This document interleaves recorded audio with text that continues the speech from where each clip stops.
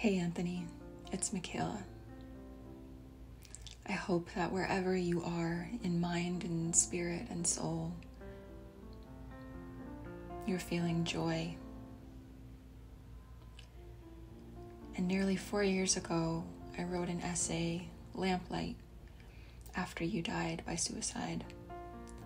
You were unwavering, rooted in uncommon kindness, and attended many of my speaking events, shared memes, read my writing, scheduled early morning sessions so I wouldn't miss basketball practice, and prepared on-court sessions so I could one day believe, as you did, in my ability to play the sport I love.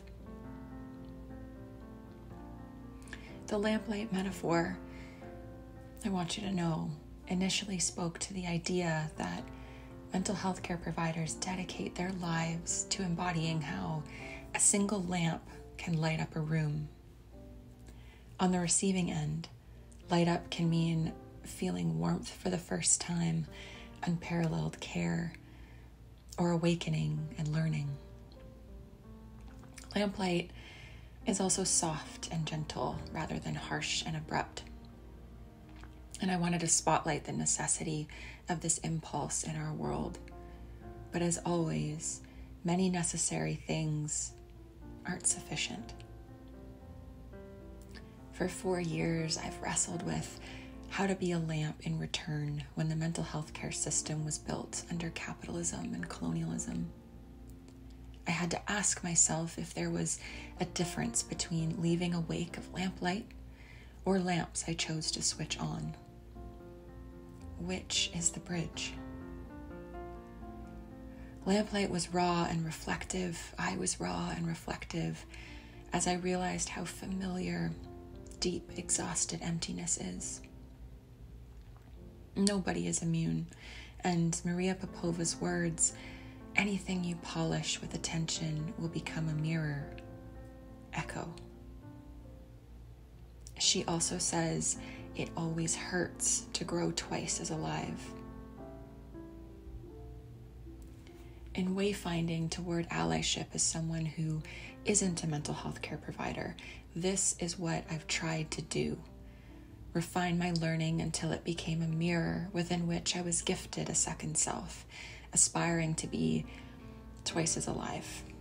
I don't believe we ever arrive here. If anything, I've moved from noun to verb, from lamplight to lamplit, and I hope to share this journey.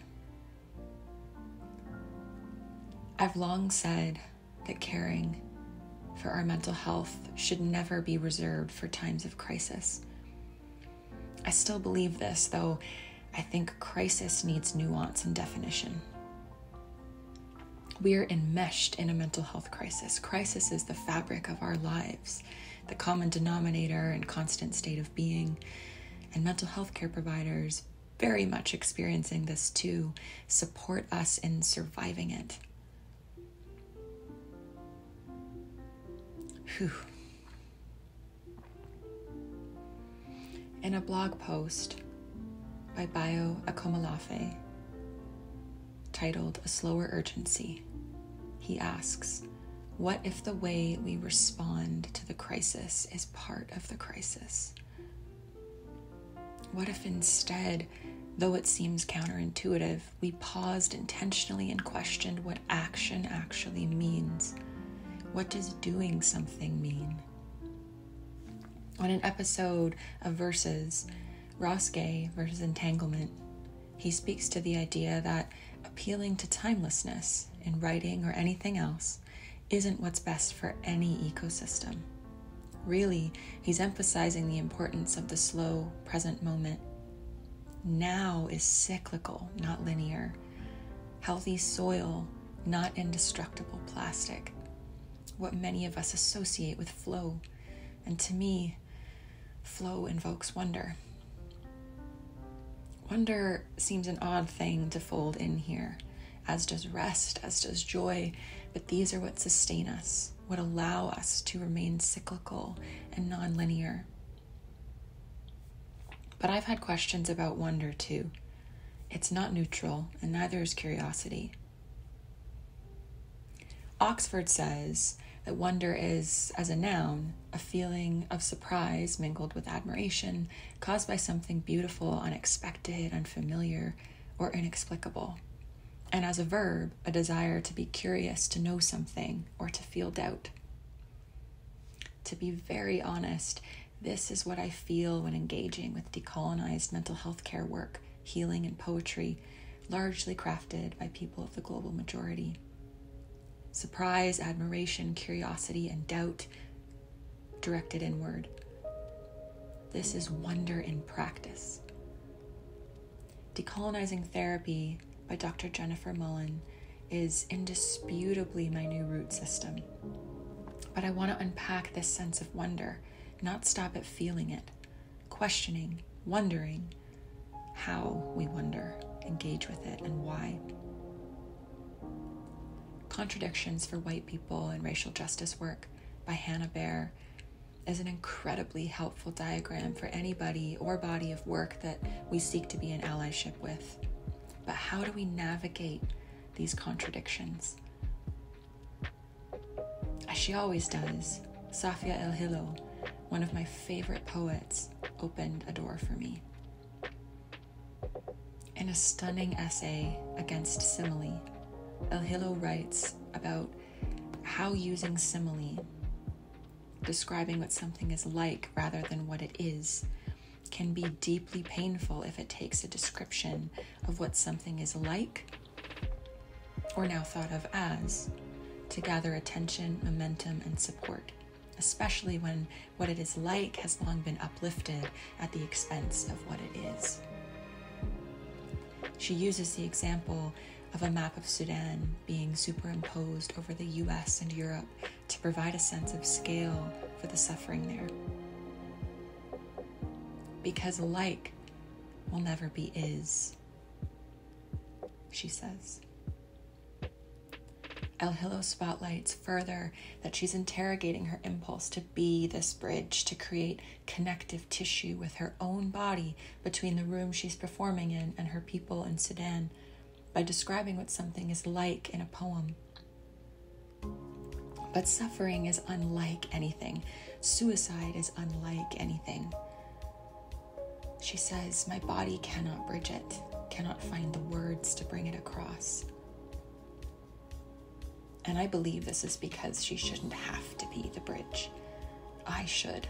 We could. LampLight is a metaphor for what care is like. The bridging practice of turning on lamps illuminates what care is and can be. Though necessary work, I think about the time I've spent reading to learn and unlearn, exploring what mental health for mental health care providers is like, not what it is. Mental health is slow, intentional, and not timeless. And if the way we respond to crisis is part of the crisis, then we must be slow, present, and not timeless in using our voice. I'm reminded of Margaret Watts Hughes' voice figures, these garden-like visualizations of her singing voice using damp color paste, a glass plate, and an iodophone. Each sung note produces a different arrangement, resembling various flowers, trees, and landscapes. It's breathtaking when we use our voice. And so, as a unique approach to publication, the next phase of LampLight was born into a space where my voice in this essay, switching on lamps along the way, is a bridge for mental health care providers to share their experiences as is. In an interview with The Fight and the Fiddle, El-Hilo says that often someone else's poem will be the ghost behind the poem that she's written. Her work is a ghost of LampLight, alongside you, my therapist, and many others. In a way, LampLight keeps your impact, what is, alive. And wherever you are, I wanted to share this with you.